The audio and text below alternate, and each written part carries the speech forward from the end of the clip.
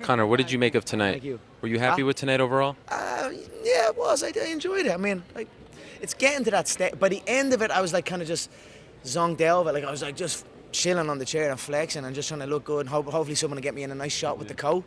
But it is getting to that stage. I was like, right, let's get the fucking thing wrapped up now. Do you know what I mean? So there's only so many. He's saying the same shit over and over again. Right. Some of the things, the timing on some things is pretty good, but whatever. It's that time now, right? Was it hard to hear what he was saying? Yeah, I couldn't hear. I mean, no, I could hear. There was like some sort of echo. Toronto was the best one. You could hear perfectly. Couldn't hear a thing in LA. I could hear some things, but then it went on so long. I was kind of like, right, what the fuck is going on here now? It started to feel a little hostile, especially when the two teams got up. Do you feel like it's about to cross some kind of line? Maybe. I'm just telling them, you just be very, very careful. That's what I'm telling them when we're going face to face. Be very, very careful because maybe on fight night I won't abide by the Marcus of Queensberry rules. So just be very, very careful how you speak my name, and that's it. But when those juice heads start rolling up to me, I actually kind of, again, I was zonked out. I must have been flexing or something, just trying to chill. And then I saw him, then I was like, what? And I jumped up, and then he wasn't there. And I was like, where the fuck is he? And then it was just handbags after that. And then he was out there, and then we squared off. So he came here just moments ago, and he was very upset because he said that you talked about his daughter, you talked about the mother of his children, and he talked about the race thing. He thinks that it's getting to that point where it's becoming racially. Well, Are you going there? no. If anything, I wanted to kind of squash that and have a little bit of fun. That was a playful thing, you know what I mean? I included the daughter and had you know what I mean? It's all fun on my part. If he is in that mindset, well then that's his business. Am I gonna? I don't care. I don't care. I know who I am. People who are watching know. You know what I mean? So if he's upset and angry, well then, great. Can you clear up those people are bringing up the dancing and things like that? Is that what you're trying to insinuate? What are you trying to say? What do you mean insinuate? People are saying, "Oh, Conor McGregor is racist because he's saying dance." Ridiculous. How does that make sense? I don't know. I honestly don't know. That's what's annoying me. I mean, that's why I wanted to bring it up today in a way, in a playful way. I mean, how could you say that when look at me for fuck's sake? I mean, I'm coming out rapping, bleeding Biggie.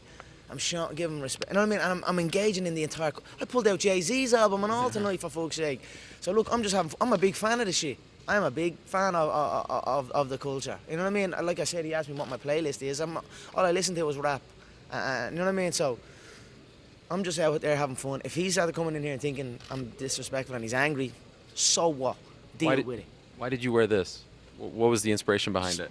I was back in New York. I had a mink the last time. It was hot out, and I went topless shopping, and I was just floating around the shop, and I saw this, and I said, "Fuck it, I'm gonna stay topless and just throw this coat over it." And then I showed up, and then there's a big red carpet, and I was like, "What?" It was like a bleeding Victoria's Secret yoke or something. You know what I mean? Right. And how do you attack London now after today? You know, do you feel like there's a certain there's a certain approach? Yeah, he'll still be in his box, but if we're getting hostile, we'll get hostile. Are you worried it will? No. I mean, look, we'll see what happens, isn't it? It's easy to say here in Brooklyn. Ask me after a 10-hour flight all the way to London, and then no sleep, and then thrown onto a stage, how I'm gonna feel. Maybe if something kicks off, it will be after that long flight. You know what I mean? So we'll see, but I'll be ready for anything. Many times he's right there with his back to me. If I really did want to, I could just latch onto his neck and sleep him. None of those big juice monkeys could do anything about it. You know what I mean?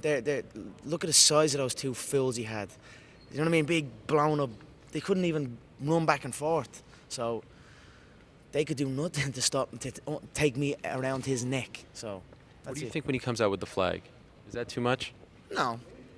I think he's rocking the flag. You know? I'm like, I had this kind of cape on. I was like, his probably looks better than this. That's actually what I thought in my head at that very moment. I was like, his cape looks probably better than my cape because I love that flag. Now we threw it on the ground as I was debating, but I was like, you know what? I fucking threw it at his face yesterday. We'll call it even on that one. And he tapes the hat to his head? I don't know. I hit it and it was glued to his head. I'm wondering what's under that head or what's under that hat. So, yeah, I don't know why he's always wearing that hat. His head's a little small head, so he might want to give the illusion, but he's in over his head here, Ariel. He's going up against a true gorilla here. I am a gorilla. I will rip him limb from limb. So he's about to be mauled and embarrassed, and I don't give a fuck. I don't feel nothing for him. Do you feel like you're in his head? After potentially probably feel different like I always do. I'll always have that bit of respect. But right now, I'm going to rip him apart, and I don't give a fuck about his legacy. I don't give a fuck about his money troubles. I don't give a fuck about nothing. You feel like you're in his head? Under his skin?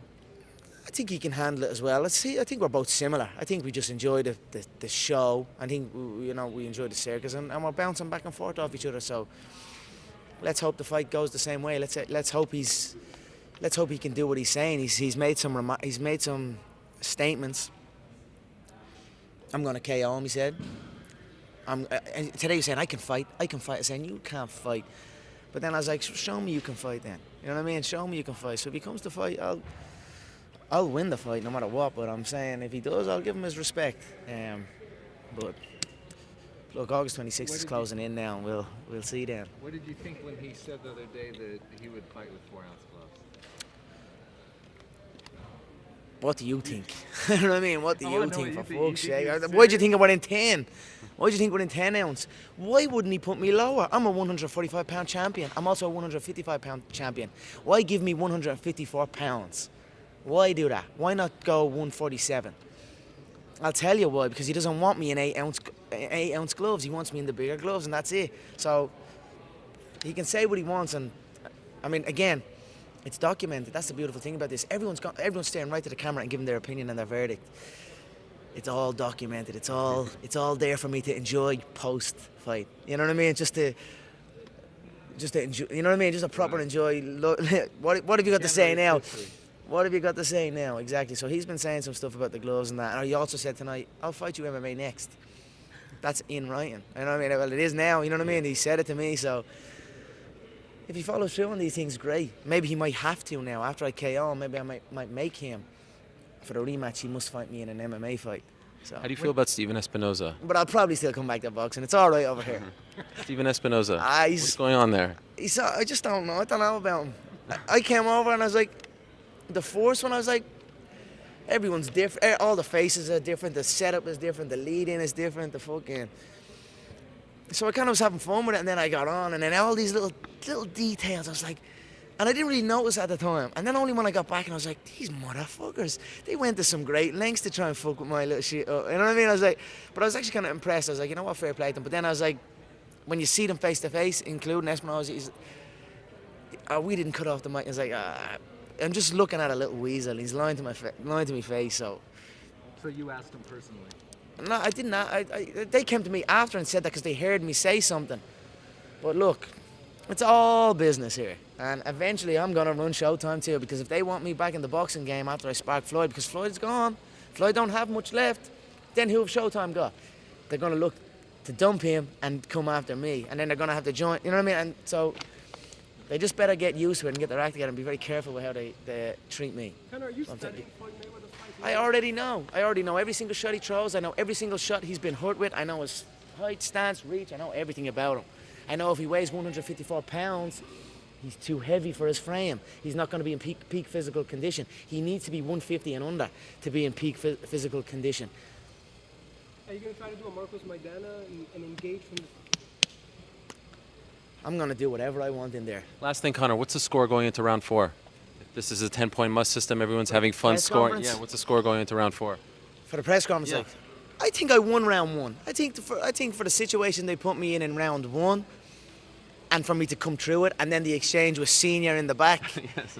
And then, I mean, people are giving him round 1. Some people are, some aren't. I'm like, look closely at round 1. Look a little closer at round 1. Who went viral? The suit went everywhere. Really, what clips or what footage of him is from round 1? So I'd give myself round 1. It was close because I was caught off guard. I'd give myself 10-9. Round 2, I'd say honestly 10-7. He was dropped twice. Tonight was a little bit more even. I think there was, I don't know what was tonight. It was just, maybe we're both a little fatigued, I think, as well. I think, if anything, it could be, I'd give tonight just a draw, I'd say. Okay. So you're up still. 10, I'm fucking always up. But like, at the end of the day, it's a bit of crack, innit? Yeah. Thank you so much. Thank you.